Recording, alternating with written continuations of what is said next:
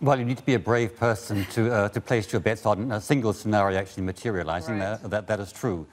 And it's possible that between now and the end of March, the British government may ask the other member states to postpone the date of British secession from the EU.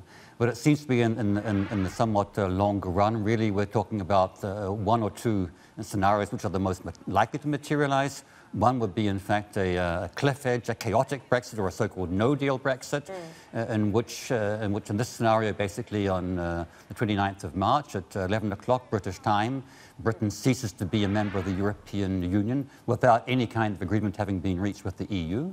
And the other possibility would be basically that a new referendum is staged. Britain would have to ask for the Brexit to be postponed.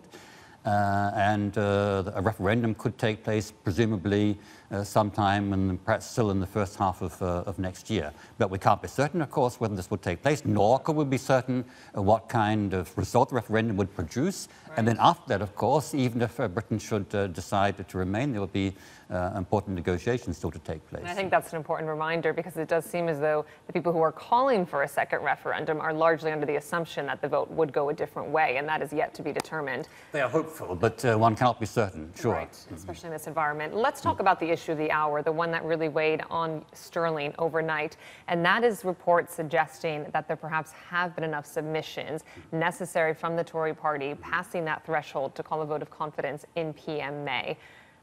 If, in fact, this does take place, if, in fact, a new leader of the party is appointed here, I mean, then what are we talking about? It doesn't seem to me that that solves this uncertainty either, because Brussels doesn't want to give. No, the fundamental facts, fundamental situation would not be changed.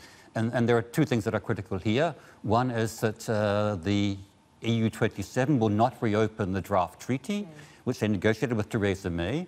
And secondly, this draft treaty is not acceptable to a majority of MPs in the House of Commons, as it is now or currently composed.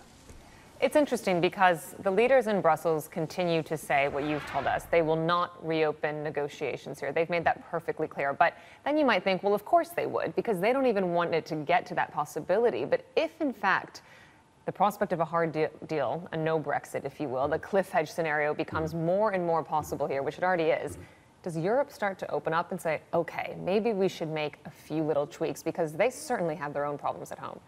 No, because once you start reopening this kind of package and you present or offer the UK a better deal than they currently have, and indicate that you're prepared to actually step down and make concessions on your original agreement, then this opens a Pandora's box, and it creates a dangerous precedent whereby in future other EU member states might want to threaten to leave the EU in order to negotiate better membership terms. So this is something on which I don't think the EU is likely to go back.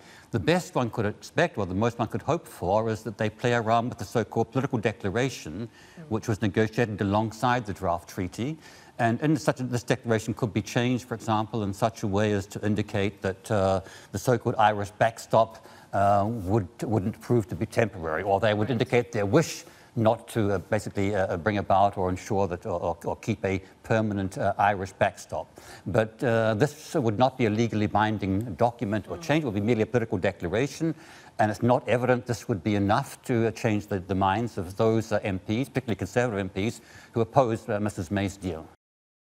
Hey everybody, it's Hadley Gamble from our new CNBC Middle East Bureau in Abu Dhabi. Thanks for stopping by. Now, to watch more, you can try one of the videos that just popped up on your screen. And don't forget to subscribe.